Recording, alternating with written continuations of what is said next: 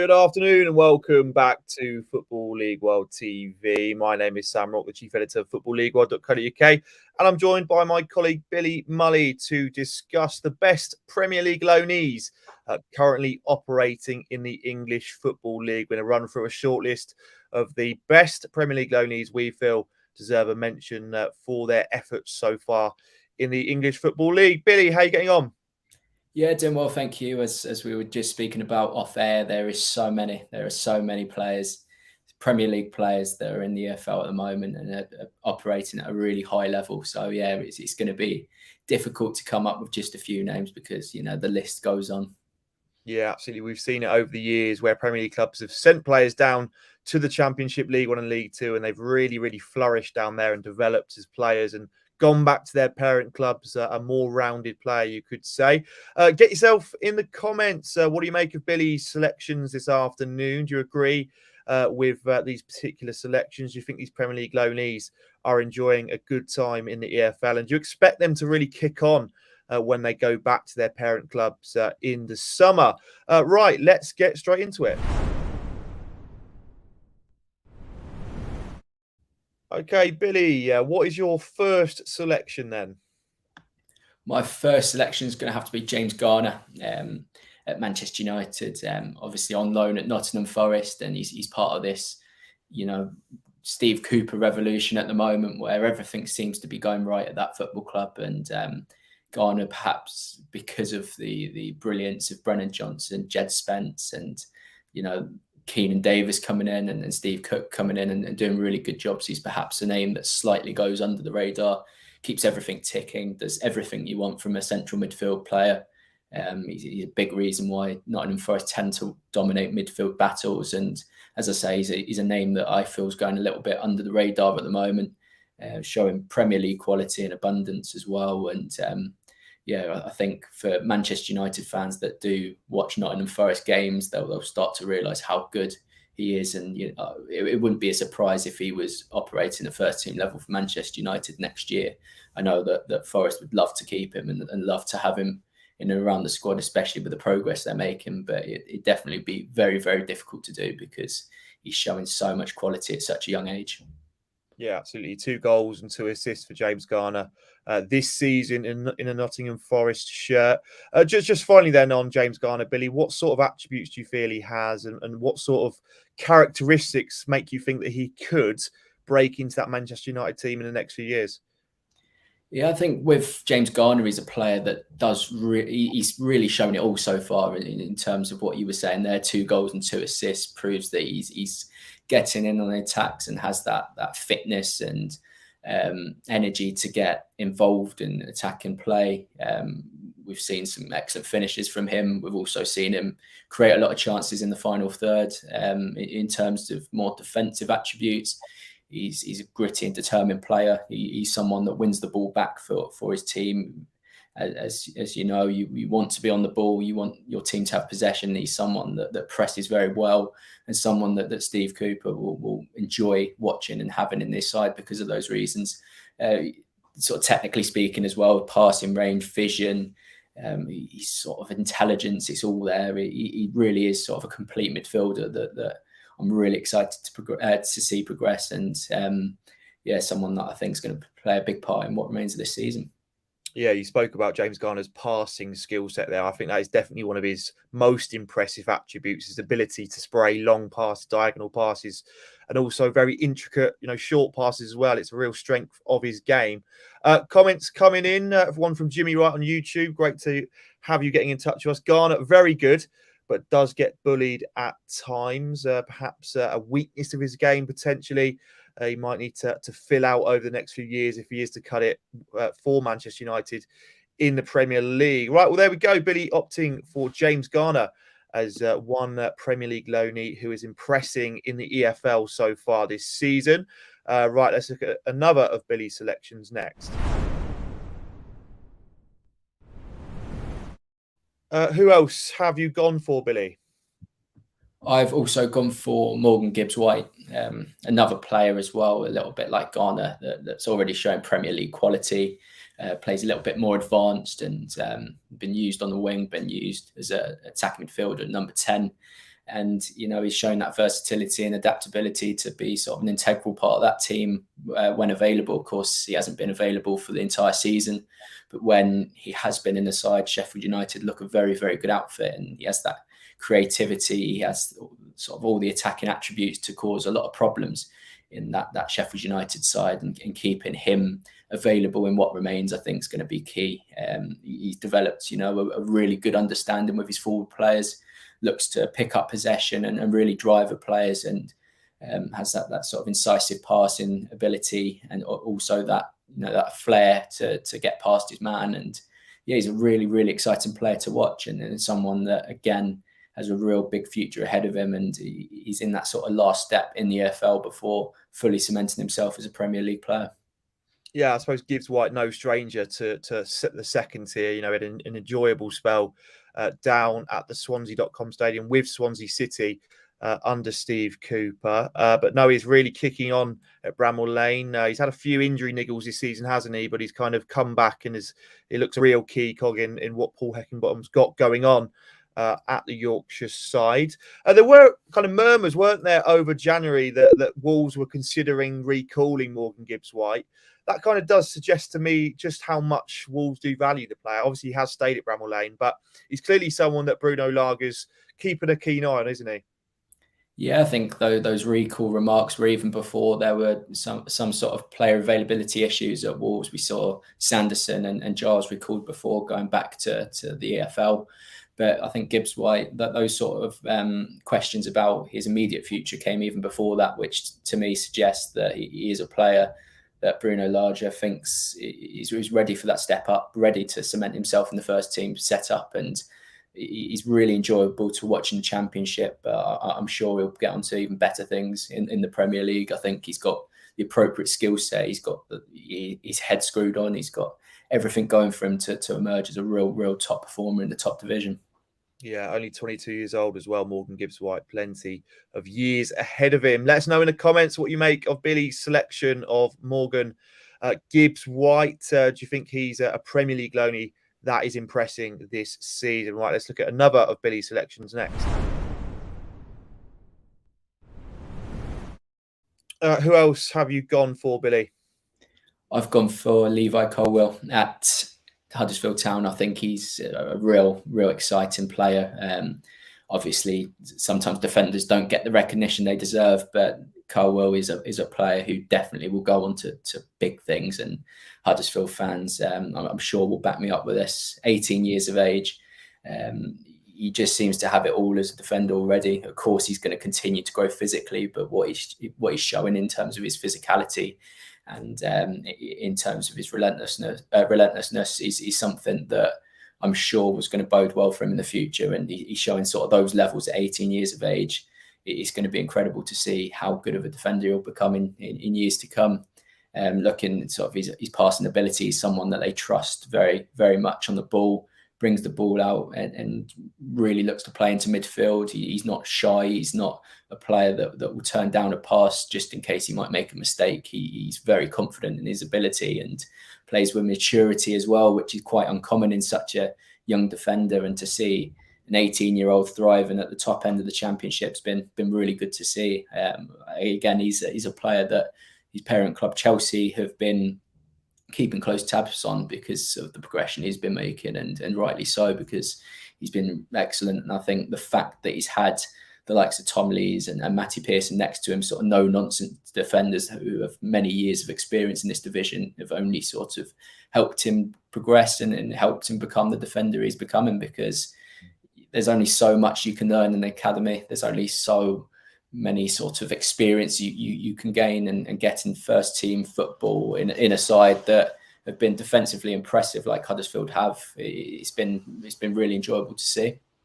Yeah, I think it's sometimes quite easy to forget that he is only 18 when you watch him play. His ability and composure on the ball is what stands out for me. Like you say, his passing skill set is impressive as well. But he doesn't get bullied off the ball as well. He's only 18, but he's got that physical nature about him to fend off opposition strikers and really build and initiate attacks from the back for the Terriers. Terriers fans, what have you made of Levi Colwill so far this season? Is he going to go on to big things in the future? Chelsea fans do seem to be very excited about the prospect of Levi Colwill returning to Stamford Bridge in the summer, but definitely a player who is impressing in the second tier, that is for sure. Right, let's look at another of Billy's selections next. Who is your next selection, Billy? Yeah, so this is my fourth and final from the Championship. I found this one quite difficult. There's a lot of players, as I said before, that could make this list. Daniel Ballard was a player that I was very close to including, but the fact that he's missed a large chunk of this season was a big determinant as to why I didn't opt for him. Jake Clark-Salter as well seems to be growing from strength to strength at Coventry. Left-sided centre-back that has been very impressive and sort of the part to the system that I guess Coventry needed this season. But I've gone for Ethan Laird. Obviously, moving his loan spell from Bournemouth to Bournemouth, from Swansea, impressed massively, I think, with the Swans in terms of his attacking drive. Really, really suited the three at the back and wing back system that Russell Martin deployed. Was a real attacking threat, and his pace, his attacking drive, his end product, it was all there. And defensively, when he was tested, he was more than competent, and he's someone that, again, is looking like he can become a very, very good player at Premier League level in years to come. Exciting to see how he does at Bournemouth. Obviously, too early to judge as of yet, but at the same time, I'm sure he's going to be someone that can play a big part. Good competition levels on the right wing back as well, and at right back when Bournemouth do play four at the back. So yeah, I'm really excited to see him progress. And whilst it's going to be disappointing for Swansea fans, I think that they've, in their own way, that they've found someone in Cyrus Christie that can do a good enough job as well. Yeah, I think when you look at Swansea City, certainly in the first half of this campaign, lots was made of the impact of Jamie Patterson and Joel Pirro in particular, given most of the goal contributions were kind of originating from them two. But Ethan Laird, I mean, just how important do you think he was for Swansea in that first half of the campaign? But because for me, he's kind of thrust down that right-hand side from right wing back in particular. You know, it seemed to kind of really create a lot of goal scoring opportunities from Ethan Laird's kind of tenacity down that right wing.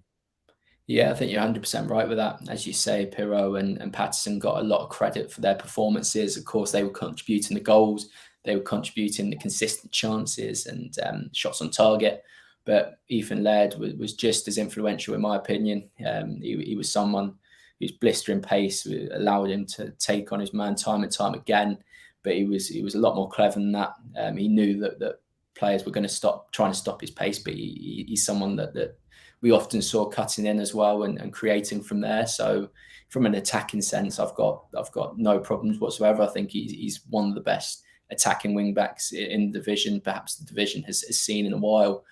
Defensively, I think he didn't get tested as much, but again, I think at Bournemouth, I don't think he'll be as tested as much as well. So, yeah, I'm not entirely convinced with his defensive capabilities just yet, but that's more to do with the fact that he hasn't been tested as opposed to, he has been tested and has sort of failed in that respect.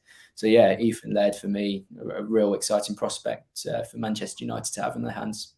Yeah, definitely an exciting prospect, like you say. I suppose Ethan Laird's next objective will be to simply oust Jack Stacey from that right back slot at AFC Bournemouth. That'll be the next thing on his to-do list, you'd imagine. Right, let's look at some more of Billy's selections next. Okay, so 4 more selections from yourself, Billy. Who else have you gone for? Yeah, so start my League One selections. I've got Jamie Cummings, started the season on loan at Gillingham, but he's now at MK Dons. And again, it's a little bit early to determine how well he'll be doing at MK Dons, but I think the early signs are there. But yeah, a modern day goalkeeper from Chelsea's academy, who's making real progression. Last season was at Stevenage, played the vast majority of the campaign, looked a real solid addition. And speaking to a fair few Stevenage fans, they did mention how good he was and how big of a future he has. I think it's a similar kind of story at Gillingham. Started the season very well. If you look at the expected goals compared to the goals that he actually conceded, it proves how good of a keeper he is statistically. Definitely one of the better keepers in League One. Now he's coming to sort of crunch end at MK Dons. I think playing within Liam Manning's style of football, very possession based, it will be another test. I think at Gillingham it was not route one, but they didn't want to be messing around with the ball in dodgy areas, whereas MK Dons, everything's about building the ball from the back. So it's going to be a different kind of test for him, and definitely one that I'm excited to see. I think the rate he's progressing, still just 22 years of age, it seems that perhaps a championship move might be on the cards next time. And he's someone, often when you think of Chelsea players, you think, will they ever get a first team chance? But I'm sure Jamie Cummings is definitely in line for becoming sort of the future of Chelsea. Yeah, definitely. I believe it's 37 goals that Jamie Cummings conceded in League One this season. But I suppose you have to look at what side he was in before MK Dons. That Gillingham side really was and is struggling at the foot end of the bottom end of League One. Obviously, Neil Harris's came in now, and they look a lot more improved. But a lot of Gillingham fans, when he did leave Priestfield, were kind of quite upset about it because, by all accounts, he kept the Gills in a lot of them League One games. Which was certainly impressive. But there we go.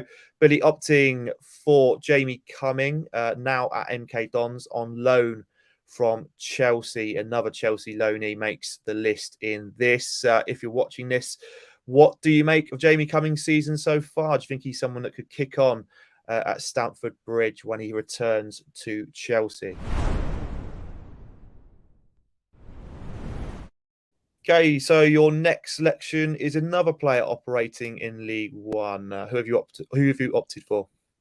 I've gone for Matty Pollock at Cheltenham, a player that on loan from Watford. I think his manager has best summed up his start to the campaign, where he said he's been brilliant since he's been here, but doesn't get a lot of the headlines, which I think pretty much sums it up perfectly. Played the vast majority of games this season, and I still feel Cheltenham are succeeding their expectations at the moment in terms of, they're quite comfortably at the moment avoiding sort of the relegation scrap and the relegation battle. And I think having a young player, 20-year-old, come into central defence when, the overarching aim is to secure your status in the league and to see him thrive. And I think that's a big credit to him as a footballer, and a big credit to his manager as well for putting a lot of faith into him. In terms of Pollock, he's sort of that no-nonsense defender, but he's continually growing as a footballer as well, in terms of his technical ability, in terms of his confidence on the ball. But I think first and foremost, he's a defender that puts his body on the line, and as his manager has said, he doesn't get the headlines, but he's certainly performing at those levels that we give him the opportunity to be on this list, because he continually proves to be one of the top players in the division. Yeah, I suppose it's also worth noting that he had the unenviable task of replacing Ben Tozer, that solid centre-back, experienced centre-back at Cheltenham, who obviously left for Wrexham. It was a big void in that back line at Cheltenham Town. But Matty Pollock really has stepped in at the age of 20 and looks at a real prospect that Watford have got on their hands. There we go. Matty Pollock makes Billy's list. Right, we've got a few more coming up now. Okay, who's your next selection? Yeah, so now I've gone on to League Two for my final two selections, and I found it quite difficult because I think in January in particular, there's been a lot of good players, a lot of good names that have dropped down the league, but I think it's too early to judge their impact so far. So likes of Elliot Anderson, Matty Longstaff and Louis Barry, all very, very good signings, all come with a level of expectation. But I feel that definitely have to go for players that have proven themselves for a longer amount of time. And I think the first name on my list is Newport County's Finn Azaz, a player from Aston Villa, 21 years of age, and I think he's had a real big impact in what's already happened this season. 3 goals and 6 assists. He's just won the Young Player of the Month.